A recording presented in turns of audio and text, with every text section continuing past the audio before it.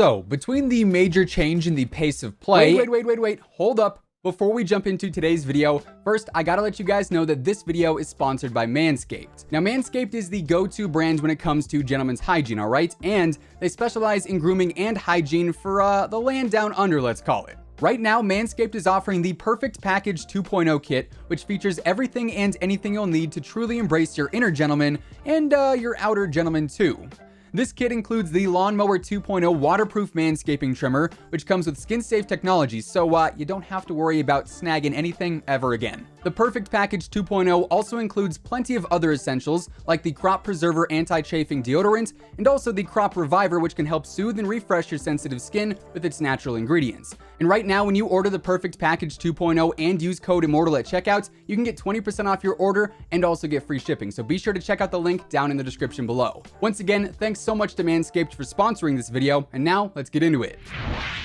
So, as I was saying, between the major change in the overall pace of play this year and the matchmaking system being a little less friendly towards those higher skilled players, improving your stats or even holding some decent stats is a bit tougher than in past years. Modern Warfare did really cause a major shift in how successful players approach their gameplay this year, so today we're breaking down 7 tips that can help you improve your KD and just your overall stats in general. If you guys enjoy the video, feel free to drop a like on it, and if you are new here and you want to stay up to date with the latest Call of Duty news and intel, be sure to subscribe with your notifications turned on. And now let's get into the tips. So, first and foremost, we've got to talk about information, knowledge. As they say, knowledge is power, and a lot of the time in this game, especially with how tactically it plays, you can actually outplay your opponents just because you have more information than they do.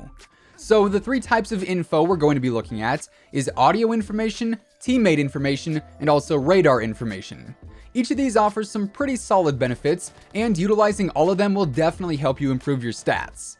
Let's start first with the audio information, as the audio design in this game is pretty nuts, all things considered. They definitely went into some extreme detail with the audio engine this year, and because of that, paying attention to what you can hear in game is going to be vital when it comes to doing well. Obviously, you want to have the most optimal audio settings when it comes to mixes and presets, but this is a bit more preference-based and situational. What works for one person might not necessarily work for the next, so this is really all based around you. That said, head into the audio settings, click the More Info button, and test out each of the audio mixes to see which one sounds the best for your setup and roll with that. What you are really looking for here is what highlights things like footsteps the most, as that is going to be a huge piece of audio information that you'll want to pay attention to in-game. You will also want to focus on dialogue, as the in-game player callouts are also incredibly helpful when it comes to pinpointing the enemy's locations.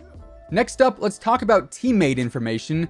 And no, this doesn't mean you want to know where XX legit snipes XX is residing from.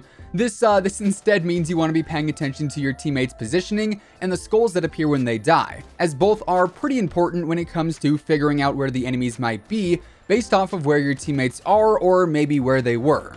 Obviously, the skulls are a pretty dead giveaway. Dead giveaway. Alright, yeah, I'm sorry. Anyways, they are a pretty dead giveaway that the enemies have a line of sight on that position, so pushing that area might not always be the best choice. Now, as far as where your teammates are positioned when they are actually alive, you'll be able to see via the minimap where everyone on your team is, and between that and the kill feed, you should be able to decipher if there is or is not action where those green arrows are. And from that, you can determine if it's a good idea to push with the numbers and roll with your teammates, or try to put the team on your back and roll solo. Here, you run the risk of getting taken out more if you do push solo, but you also have the reward of potentially earning more kills, since your teammates won't be fighting for them alongside you. Whereas pushing with your team means there is the strength in numbers, but less potential kills to split between all of you, so make your choices based off of what you're the most comfortable with. Also, to add on to the radar and minimap information, obviously utilizing things like the personal radar, the UAV, and the advanced UAV are going to help highlight where the enemies are as well, so use those to your advantage too. Moving on, we also need to touch on your positioning when it comes to moving around the maps and just not getting stuck in a place where you flat out don't want to be. We all know by now that the maps in this game are very different from what we are used to seeing in Call of Duty, But now more than ever, making sure you limit the amount of angles you can be shot from is a vital tip when it comes to staying alive longer and raising your KD.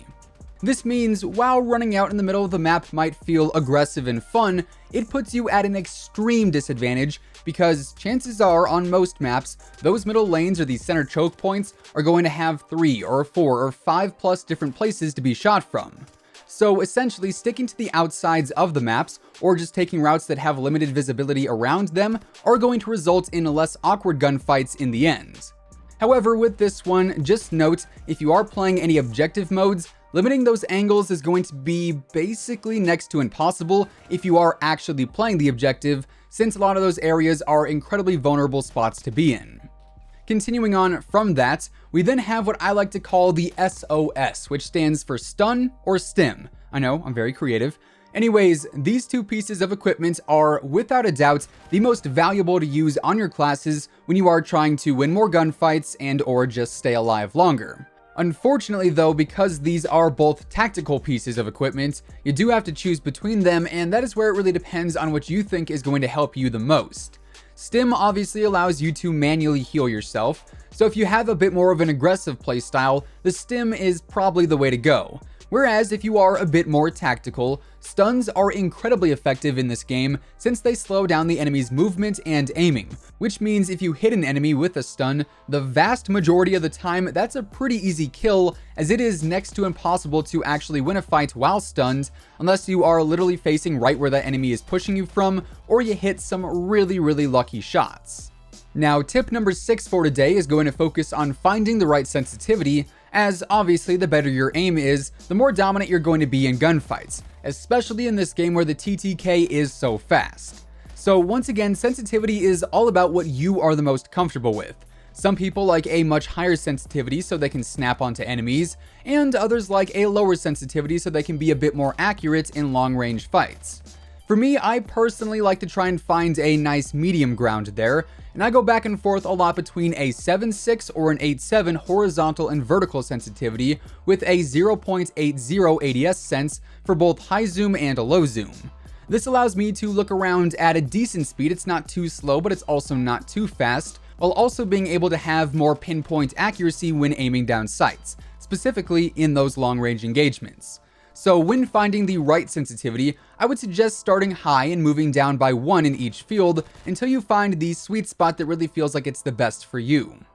Then finally, tip number 7 for today is all about mounting, which is easily one of the most effective techniques you can use to win more gunfights, because not only is mounting going to seriously reduce the amount of recoil you have when firing, making it a lot easier to land shots on the enemies, but in some cases, more so when you are mounting onto a head glitch rather than onto a wall, it can make you a bit harder to hit, since there is actually going to be a smaller surface area showing when you are mounted. This one is pretty straightforward in all honesty, but with that increased recoil reduction and the ability to sometimes throw off enemies aiming at you, mounting has a very big impact on who wins and who loses any given gunfight. Now, as I mentioned earlier on in the video, a few of these tips are based more around your preferences than really anything else. So results may vary at first, and really with anything like this, your KD is not going to just magically double overnight. But over time, as you focus more and more on the stuff that we covered here today, you should be able to improve your stats all around.